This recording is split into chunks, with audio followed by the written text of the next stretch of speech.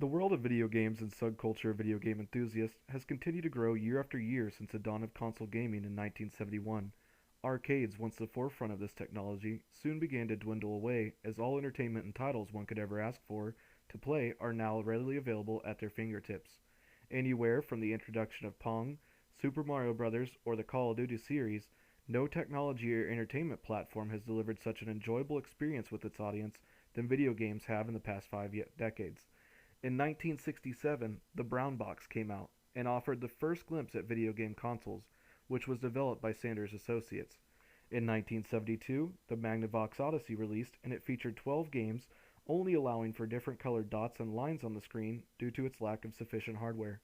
In 1972, the game most people dubbed the first video game, Pong, is released.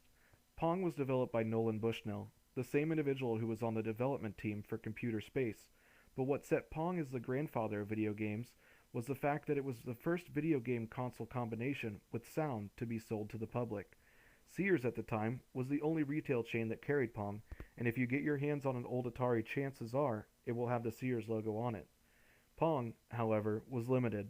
It was one console with one game, and it wasn't until 1977 that Atari released the Video Game System 2600, often referred to as the VCS, that video game consoles really became more enjoyable.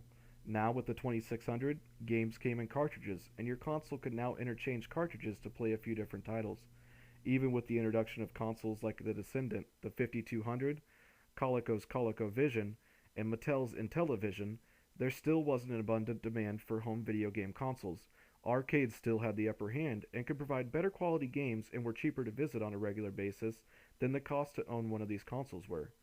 In 1983, Sega released the SG-1000, but it was not widely popular at the time. The console most famed for introducing the world to a wide variety of easily accessible video game choices came in 1985 when Nintendo introduced the Nintendo Entertainment System, or NES as most people call it. The NES introduced a pad controller instead of a joystick. It replicated and outperformed arcade video games in a home system, selling the console cheap and pricing the games expensively also helped to gain popularity for the NES. Titles like Super Mario and Legend of Zelda would have never seen the light of day if not for NES and its capabilities.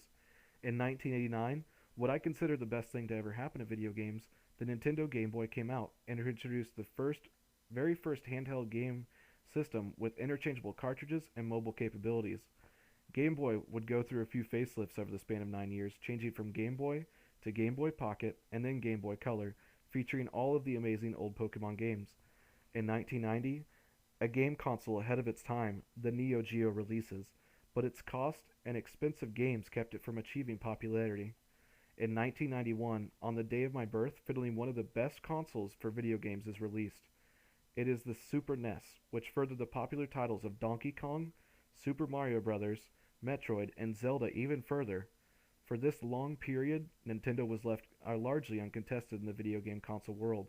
That is, until 1995 when Sony decided to announce its PlayStation.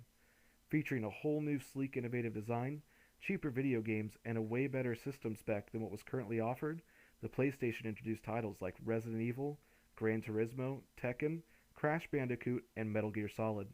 But Nintendo would not be outdone, and in 96, Nintendo released the Nintendo 64, which allowed for 4 players versus the PlayStation's 2 player capable titles. For a while, the two were in gridlock until 2000 when Sony announced the PlayStation 2, which was largely popular with the introduction of DVDs and its ability to play those as well as games and wireless controllers. It was clear that Sony had emerged victorious over Nintendo, but a whole new kid was about to enter the block. Microsoft, with its awesome history in computers, introduced in 2001 the Xbox. With the Xbox came a multitude of new exclusive titles, but none more successful as Halo. Also appearing in 2001 was the Nintendo GameCube, but it was nowhere near as successful as the Xbox, which saw sales slowly climb, but not nearly as high as the PlayStation 2's.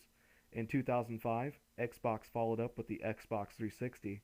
Then PlayStation released the PlayStation 3 in 2006, and the Wii came out as well. In the past few years, additions have been made to all 3 consoles to make way for motion sensor and virtual reality gaming technology, like the Motion Plus for Wii, Kinect for Xbox, and the PlayStation Move. These new advancements beg to ask the question, what next? Where do we go from here, and what will be the next great advancement in our video game world? It might be right around the corner, and patterns show that we can expect a new console within the next 2 to 4 years. As to what it is, who can say? But one thing is for sure, it will most likely once again have us draining our savings account to have them in our home.